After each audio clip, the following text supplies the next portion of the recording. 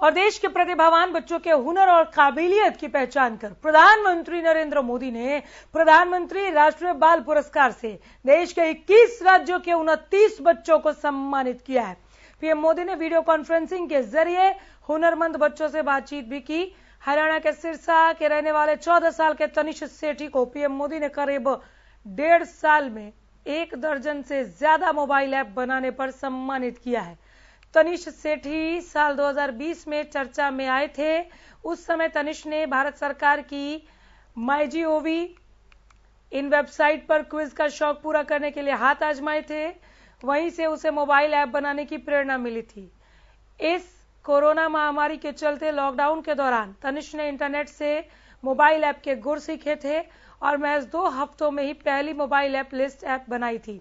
आपको बता दें कि नवाचार, खेल, कला और संस्कृति, सामाजिक सेवा, स्कूली क्षेत्र, बहादुरी के क्षेत्र में असाधारण क्षमताओं और उत्कृष्ट उपलब्धियों वाले बच्चों को सम्मानित किया जाता है। हर बार राष्ट्रीय बाल पुरस्कार महिला एवं बाल विकास मंत्रालय की तरफ से ये पुरस्कार दिया जाता है।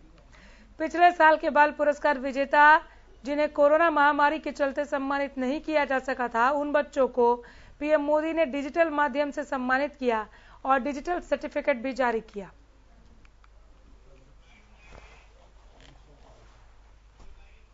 आपका काम इस बात को साबित करते हैं कि बड़े काम करने के लिए कोई उम्र छोटी नहीं होती है। आप सिर्फ बच्चों के लिए नहीं, पूरे समाज के लिए एक प्रेरणा है।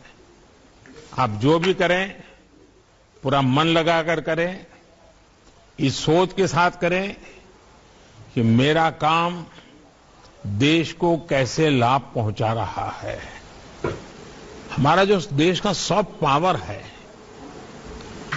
उसकी अपनी एक अहमियत है और उसकी जितनी शक्ति मिलेगी देश की शक्ति को प्रकट करने का एक रास्ता खोल देती है। इस सोच को आप जैसे युवा कलाकार पूरी तरह समर्पण भाव से, क्योंकि ये कला एक प्रकार की साधना है, एक तपस्या है।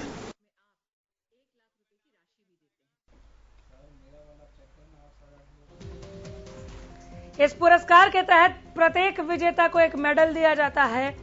इनाम के रूप में 1 लाख रुपए दिए जाते हैं। विजेताओं को सर्टिफिकेट भी दिया जाता है। बच्चे गणतंत्र की परेड में भी हिस्सा लेते हैं। भारत के नागरिक होने चाहिए ये बच्चे। ये कैसे चुने जाते हैं देखिए। भारत के नागरिक होने चाहिए, बच्चों की उम्र 5 से 18 साल के बीच होनी चाहिए, लीग से हटकर समाज के लिए योगदान, उत्कृष्ट योगदान।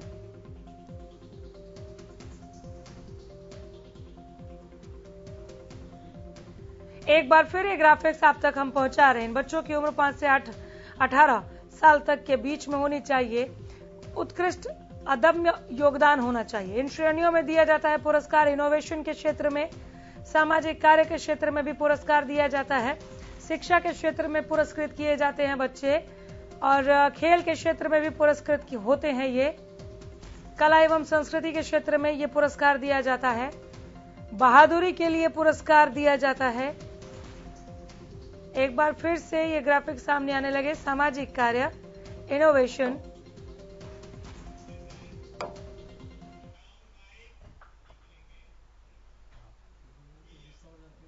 हरियाणा से तनिष को इस पुरस्कार से नवाजा गया है प्रधानमंत्री की ओर से। हमारे संवाददाता अमित तिवारी ने इनसे खास बात की।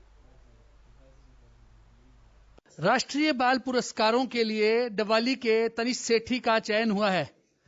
प्रधानमंत्री नरेंद्र मोदी के साथ आज ऑनलाइन इंटरेक्शन तनिष सेठी की हुई।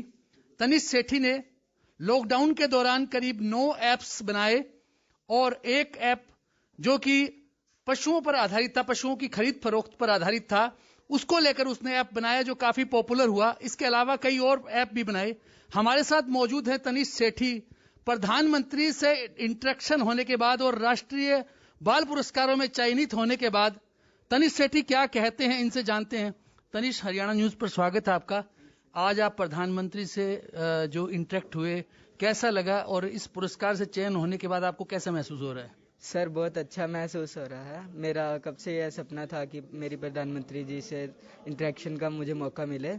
आज मुझे मौका मिला, मुझे बहुत खुशी हो रही है। तो इसमें क्या किया आपने, कौन सा इस तरह का जो ऐप बनाया और कहाँ से आपको प्रेरणा मिली ऐप बनाने की?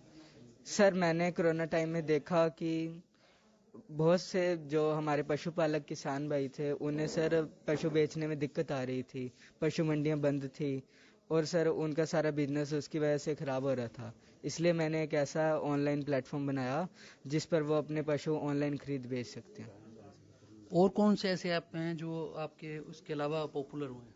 सर और ऐप जैसे इस बार वाले कोरोना में लोगों को ऑक्सीजन सिलेंडर ढूंढने में दिक्कत आ रही थी, इसलिए मैंने एक ऐप बनाया ऑक्सीजन स्टोर, जिस पर सर सभी लोग अपने सिटी में, अपनी सिटी के आसपास ऑक्सीजन सिलेंडर फाइंड कर सकते हैं।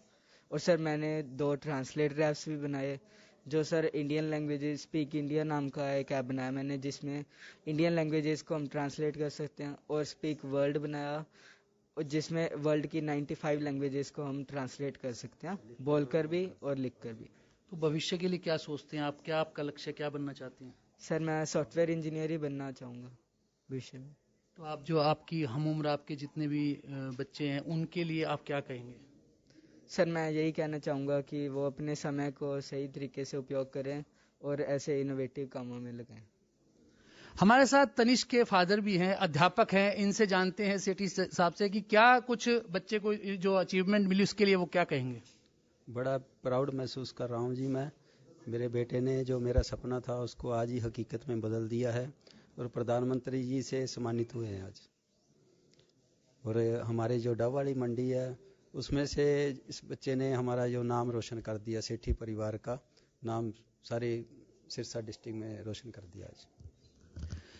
सिरसा के छोटे से कस्बे डबाली से निकलकर बड़े सपनों के साथ प्रधानमंत्री का बाल पुरस्कार हासिल करना और पुरस्कार में 1 लाख रुपए की नगद राशि भी मिल चुकी है। तमाम उपलब्धियां हैं और इसी के साथ सपना है सॉफ्टवेयर इंजीनियर बनने का। हमारी तरफ से भी बड़ी शुभकामनाएं हैं तनिष्क को और इस उपलब्धि के लिए भी, और सिरसा भी तनिष्क की उस उपलब्धि पर गर्व महसूस कर रहा है। कैमरामैन विकास के साथ अमित तिवारी,